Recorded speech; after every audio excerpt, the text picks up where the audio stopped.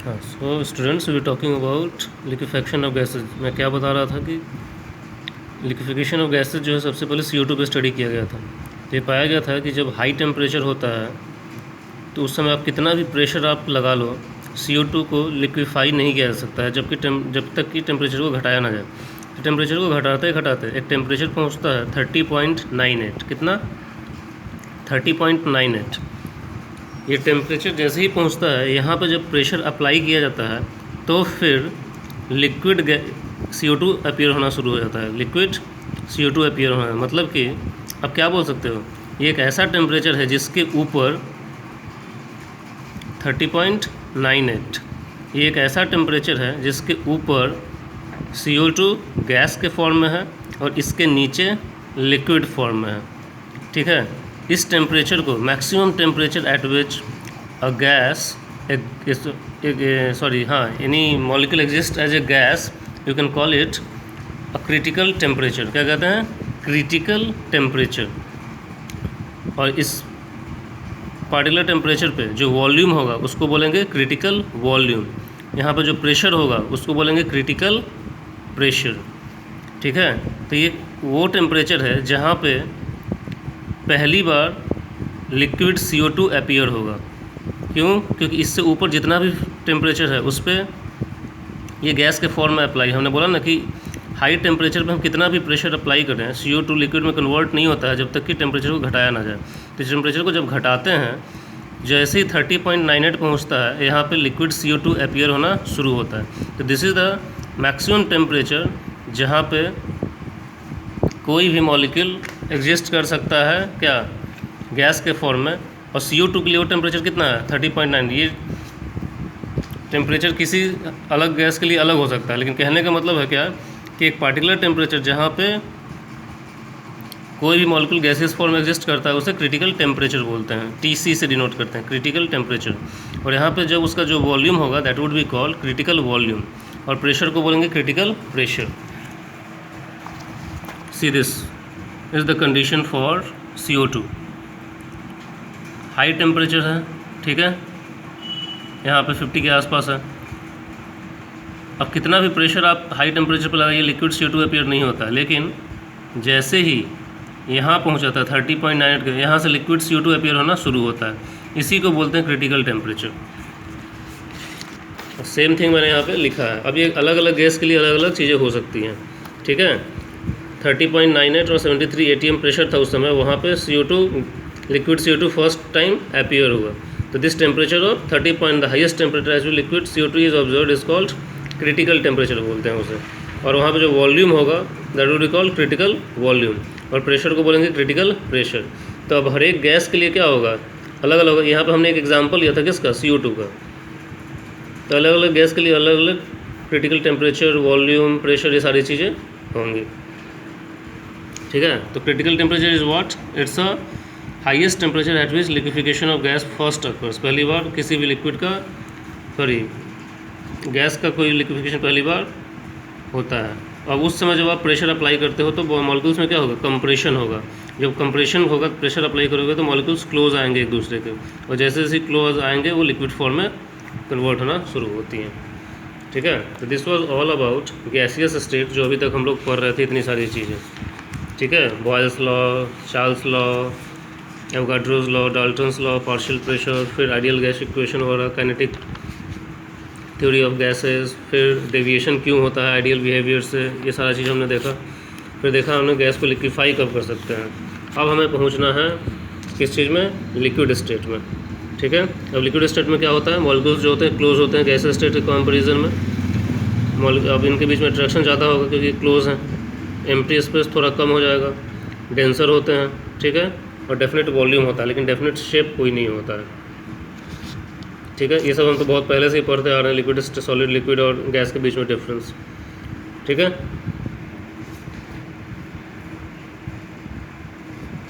अब पहली चीज़ जो हमें पढ़ना है लिक्विड स्टेट के बारे में, that is the vapour pressure. आप कभी खाना वगैरह बनाते हो कंटेनर में, जैसे सपोज करो आप एक कंटेनर है, इसमें राइस बना रहे हो। कभी कभी लोग मान लो प्रेशर कुकर में नहीं बना, बॉयल करके बनाते हैं ना, बॉयल्ड राइस, पानी भरा हुआ है, राइस बन रहा है, इसको हम किसी लीड से ढक देते हैं। ठीक है, ये लिड है। पहले पानी क्या है, नॉर्मल है, गर्म होना शुरू होता है। जब बहुत पूरा बॉइलिंग टेम्परेचर आ जाता है तो क्या हो जाता है, वेपर में कन्वर्ट होना होता है। ये लिक्विड है और ये क्या है, वेपर है। ठीक है। अब ये जब वेपर में फॉर्म हुआ तो उसके बाद क्या होगा, ये ऊपर एक प्रेशर डालेगा। ये मान लो प्रेशर कुकर में भी आप बना रहे हो तो क्या होता है, विशल निकलना शुरू होता है। क्यों होता है ये, जब लिक्विड से वेपर फॉर्म में कन्वर्ट होना शुरू होता है तो वो प्रेशर डालना शुरू करता है। ठीक है। अब वो जो लिक्विड चल रहा है वो वेपर बनना शुरू हुआ और वो प्रेस्ड है, दबा हुआ है, और उसी का प्रेशर ऊपर चारों बगल क्या करे, गैस हमने पढ़ा है चारों बगल क्या करता है, वेपर ये प्रेशर डालता है। उसी प्रेशर से चीज़ें पक जाती हैं। जैसे राइस ही बन रहा है तो क्या होगा, नीचे की तरफ भी प्रेशर आएगा उस वेपर का, तो चीज़ें पकना शुरू हो जाती हैं। सपोज़ करो कंटेनर को हमने हाफ फिल कर दिया, ठीक है। उसके बाद कुछ टेम्परेचर सेट कर दो, वेपराइजेशन होगा। जैसे ही बॉइलिंग पॉइंट उसका रीच होगा, वेपर पूरे खाली जगह पे भर लेगा। ऐसे भी करते, पूरा पानी हम नहीं भरते हैं, थोड़े जगह खाली रखते हैं हम लोग, तो वही चीज़ लेगा, हाफ फिल्ड भर कर दो। पहले ये प्रेशर बढ़ेगा, ठीक है।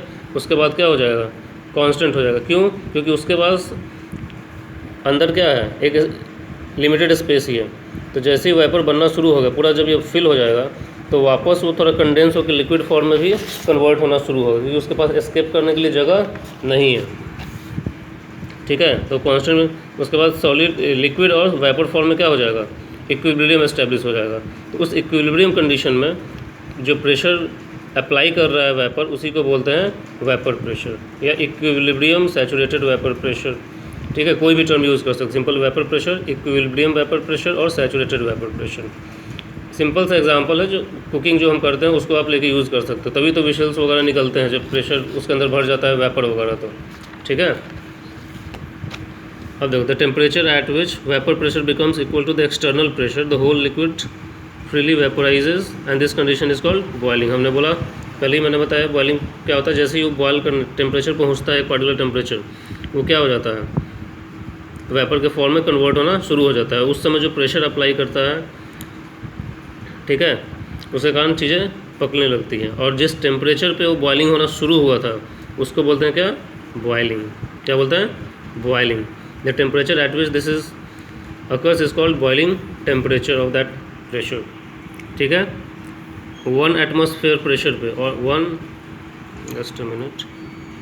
1 एटमॉस्फेयर प्रेशर पे बॉइलिंग टेम्परेचर को बोला जाता है नॉर्मल बॉइलिंग पॉइंट, और 1 बार पे उसे बोला जाता है स्टैंडर्ड बॉइलिंग पॉइंट। ये सब टर्म्स हैं, आप ध्यान रखो। ये कोई बहुत बड़ी चीज़ हम लोग नहीं पढ़ रहे हैं, आप डे टू डे लाइफ में देखते हो, खाना पीना हम जब पकाते हैं तो बस ये आप समझ रहे हो कि क्या हो रहा है उस समय। अगर आपको पता नहीं है प्रेशर कुकर के अंदर क्या है, तो वही चीज़ ये हो रहा है।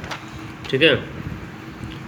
उसका जिस टेम्परेचर पे होता है, हम बोलते नहीं कि लो बॉयल, पानी का बॉयल होना शुरू हो गया, आवाज़ भी आता है, तो दैट इज़ कॉल्ड बॉइलिंग। और जिस टेम्परेचर पे हो रहा होता है उसी को बोलते हैं बॉइलिंग टेम्परेचर। अगर प्रेशर 1 एटमॉस्फेयर है तो उसे बोलते हैं नॉर्मल बॉइलिंग पॉइंट, अगर 1 बार है तो उसे बोलते हैं स्टैंडर्ड बॉइलिंग पॉइंट। ठीक है। हाई एल्टीट्यूड्स में, पहाड़ों पे जब ऊपर जाते हो तो प्रेशर क्या होता है, लो होता है, तो लिक्विड्स क्या होते हैं, कम टेम्परेचर पे ही बॉयल होना शुरू हो जाते हैं। इसी कारण बहुत सारे लोग जब पहाड़ों पे जाते हैं तो उनके नाक से ब्लड वगैरह भी निकलना शुरू हो जाता है। क्यों, क्योंकि बॉइलिंग पॉइंट क्या हो जाता है, सॉरी बॉइलिंग पॉइंट, प्रेशर थोड़ा कम हो जाता है। नीचे हमारे ऊपर क्या है, प्रेशर ज़्यादा है, लेकिन जैसे ही पहाड़ों पे ऊपर की तरफ चढ़ते हैं प्रेशर कम होने जाता है एटमॉस्फेयर का। तो ब्लड भी के बॉडी के अंदर जो ब्लड है उसके ऊपर भी प्रेशर थोड़ा कम होता है, तो थोड़ा रिलीज़ होना शुरू हो जाता है, नाक से ब्लड वगैरह थोड़ा आना शुरू हो जाता है। So this was about vapour pressure. Now हमें थोड़ा पढ़ना है सरफेस टेंशन के बारे में। ठीक है। आपने देखा होगा कई बार मिट्टी को किसी बर्तन में डालते हो, ठीक है, तो जब वो सपोज़ करो एक बर्तन है, कोई भी टेंशन, इसमें आपने सॉयल ऐड किया, क्या ऐड किया, सॉयल ऐड किया, तो जैसे ही इस फ्लोर पे पहुंचता है बर्तन, वो इधर उधर उधर उधर फैला हुआ रहता है। ठीक है।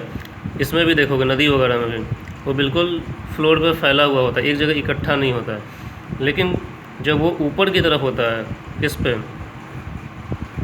सरफेस ऑफ वाटर, देखोगे इकट्ठा हुए रहते हैं एक दूसरे के साथ। ठीक है। एक दूसरे के साथ इकट्ठा हो जाते हैं।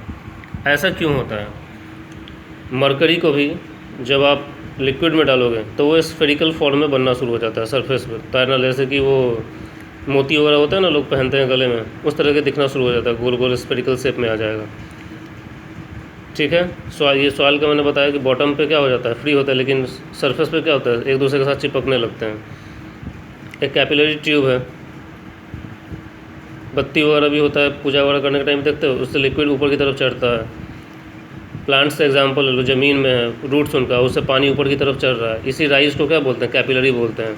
तो उसके स्टेम को मान लो जाइलम फ्लोएम जो होते हैं, जाइलम सिंपली पहले देख लो, जो वाटर को ऊपर लेके जाता है, क्या एक ट्यूब लाइक स्ट्रक्चर होता है, उसमें पानी ऊपर की तरफ बढ़ रहा है, उसे ही क्या बोलते हैं, कैपिलरी बोलते हैं। तो उसको एक कैपिलरी ट्यूब की तरह समझो, उसमें पानी ऊपर की तरफ जा रहा है, नीचे की तरफ आ रहा है। मरकरी को पानी के सरफेस पे, इस पर अगर मरकरी ऐड करोगे तो ऊपर सर्कुलर स्फेरिकल फॉर्म में वो दिखना शुरू हो जाता है।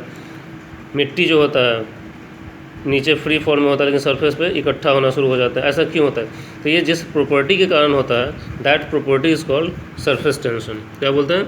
Surface tension. होता क्या है, लिक्विड्स जो हैं, ये कोई भी चीज़, हमने पढ़ा ना कि कोई भी चीज़ अपने मिनिमम एनर्जी स्टेट में रहना चाहता है। ठीक है। तो सरफेस लिक्विड्स भी जो होते हैं वो अपना सरफेस एरिया को क्या करते हैं, मिनिमाइज़ करने की कोशिश करते हैं। क्यों? क्योंकि जब वो सरफेस पे हैं, यहाँ पे सपोज करो यहाँ पे है, तो एक नीचे की तरफ क्या लग रहा है, उसे फोर्स लगना शुरू हो जाएगा। ठीक है। नीचे की तरफ उसके तरफ क्या होगा, एक फोर्स लगना शुरू होगा, ये अर्थ के कारण अट्रैक्ट होगा। ठीक है। अब जब वो नीचे की तरफ अट्रैक्ट हो रहा है, सरफेस पे अगर मान लो वो फैला हुआ है अगर, तो क्या होगा, नीचे अट्रैक्ट, हर एक मॉलिक्यूल पे अलग अलग फोर्स लगेगा। उस समय क्या है, सरफेस एरिया फैला हुआ है। अगर सरफेस पे भी अलग अलग हो तो मिट्टी फैला हुआ है, राइट। और नीचे की तरफ अगर फोर्स वगैरह लगना शुरू होगा तो सब के सब क्या हो जाएंगे, नीचे गिरना शुरू हो जाएंगे।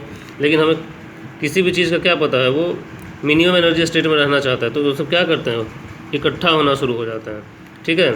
एक दूसरे के साथ इकट्ठा होना शुरू हो जाता है ताकि उनके ऊपर कम से कम फोर्स लगे और वो मिनिमम एनर्जी स्टेट में मौजूद रहें। तो इसी प्रॉपर्टी को, to minimize the net downward force and be in the minimum energy state, that property जो ऑक्यूपाई करते हैं, उसी प्रॉपर्टी को बोला जाता है क्या, सरफेस टेंशन।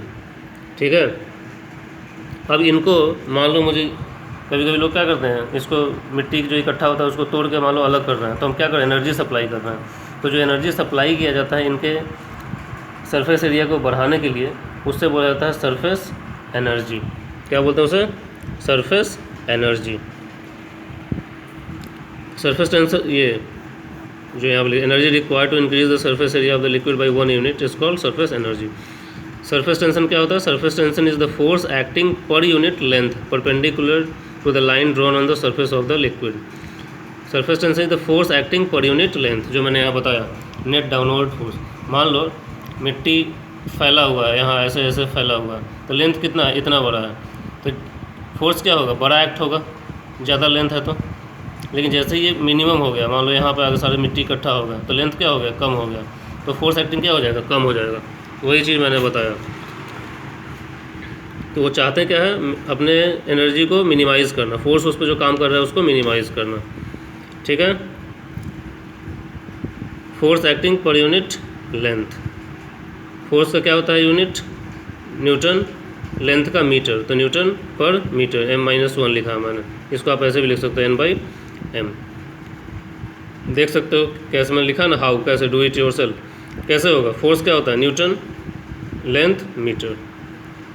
ठीक है। अब देखो, जितना ही उनके बीच में अट्रैक्टिव फोर्सेस होगा, सरफेस टेंशन क्या होगा, उतना ही ज़्यादा होगा। समझ सकते हो आप इसको। अब मान लो टेम्परेचर के साथ, टेम्परेचर हम जैसे ही बढ़ाते हैं, मॉलिक्यूल्स के बीच में काइनेटिक एनर्जी क्या होगा, बढ़ेगा। और जैसे ही बढ़ेगा तो मूव करना शुरू करेंगे एक दूसरे से ऊपर बाहर, तो अट्रैक्टिव फोर्स क्या हो जाएगा उनके बीच में, कम हो जाएगा। जैसे ही उनके फोर्स में अट्रैक्ट, तो वो एक दूसरे से सेपरेट हो रहे हैं, तो सरफेस टेंशन क्या होगा, कम होगा। तो हम बोल सकते हैं जैसे ही हमने टेम्परेचर बढ़ाया, सरफेस टेंशन क्या होगा, कम हो गया। So as the temperature increases, surface tension decreases. ठीक है। And all the temperature, sorry, all the phenomena when we mention star, जो कुछ भी हम यहाँ पे बता रहे थे, ये सब के सब सरफेस टेंशन का। मरकरी या कोई भी चीज़ पानी के सरफेस पे आके अगर वो इकट्ठा होना शुरू हो जाता है, ये सब सरफेस टेंशन प्रॉपर्टी के कारण ही होता है, ठीक है। और टेम्परेचर बढ़ने के साथ सरफेस टेंशन कम होता है। आई क्लोज दिस वीडियो, और इसके बाद एक लास्ट टॉपिक है विस्कोसिटी। Okay, thank you.